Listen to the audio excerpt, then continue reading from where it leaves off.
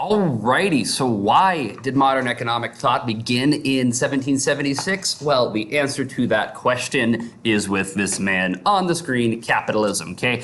Capitalism is an economic system where the country's trades and goods are controlled by private ownership for profit, okay? So the overlying theme of capitalism is to make money. It is controlled by the private sector. Individual people control this versus the country. The father of capitalism, okay, which is why this happens in 1776, is Mr. Adam Smith, the man you see on the screen right there. Adam Smith wrote the book called The Wealth of Nations in 1776. You need to know that, memorize that, don't ever forget that, okay? It's one of the most influential books in the history of the world, okay? It's what modern economic thought is based pretty much primarily around. We wouldn't have communism if it were not for Adam Smith and his Wealth of Nations. This is a very important book. Okay, so Adam Smith, Wealth of Nations, 1776, Wealth of Nations, Adam Smith, do not forget that. But in this book, he talks about laissez-faire economics, okay? Laissez-faire, how things kind of just run their course. Let things just happen. It's naturally going to happen. We don't need the government intervening and telling people what to do. Let things run their course, okay? Laissez-faire, you need to know that word as well. Make sure you understand that. He also talks about a free market, which is a little to no regulation in the market. Let people do what they want to do. If a company wants to sell this, let them sell this. If they don't need to tell them to make better products, they're going to naturally do it, because if they don't, they're going to lose money. I'll give some examples of this in class right there. Additionally, the motivation in capitalism is to make money, okay? If you're not making money, you're not being successful in capitalism. So the whole goal behind this theory is simply to make money. Good products are being bought, bad ones aren't. Okay, so you're gonna make a really, really bad phone that bursts into flames whenever you hold it to your face, and people start knowing this, guess what? No one's gonna be buying that product. The company selling that's going to start changing it, because otherwise they're going to go out of business. It's that whole kind of let things do the way they run, laissez-faire, let things run their course. We don't need no regulation. People are gonna naturally regulate themselves according to capitalists.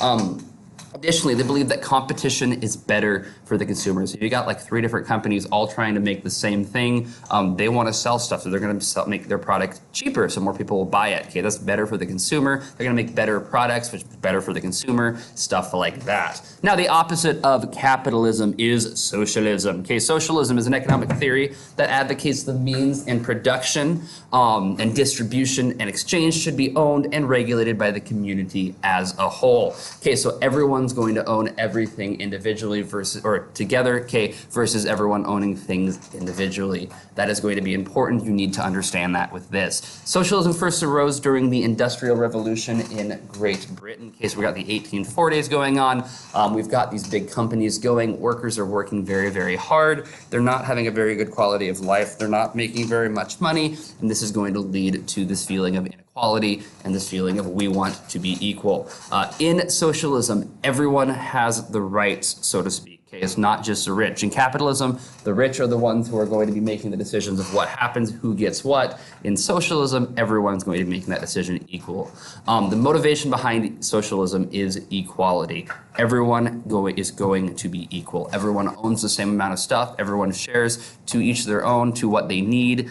You give what you can, you take what you need, and nothing more. Goods are shared by all, so everyone's going to have everything shared together. Now, the two men we need to know when it talks about socialism are Frederick Engels and Karl Marx. Okay, Karl Marx is a German philosopher, sociologist, economist.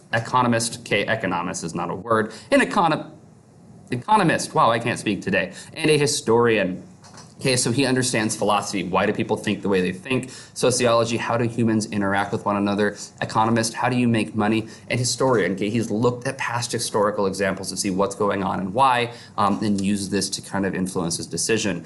Frederick Engels right here is a German philosopher as well, social scientist, so he understands how humans interact socially. Journalist, so he's a writer, and he is a businessman. Okay, he knows how to make money. He knows what works and what does not work.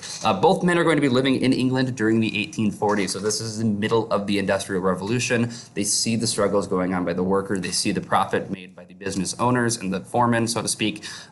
They see what's going on. They don't feel this is right. They want to do something about it. about this. Okay, they're going to observe the struggles of the working man, and that is going to lead to their Communist Manifesto in 1848. Okay, the Communist Manifesto, Marx and Engels, 1848. That is another book that you need to know. Okay, so we have the two you need to know: Wealth of Nations, Adam Smith, 1776, and the Communist Manifesto, Marx, Engels, 1848. Comments, questions, put them down below. Otherwise, see you later. Good luck.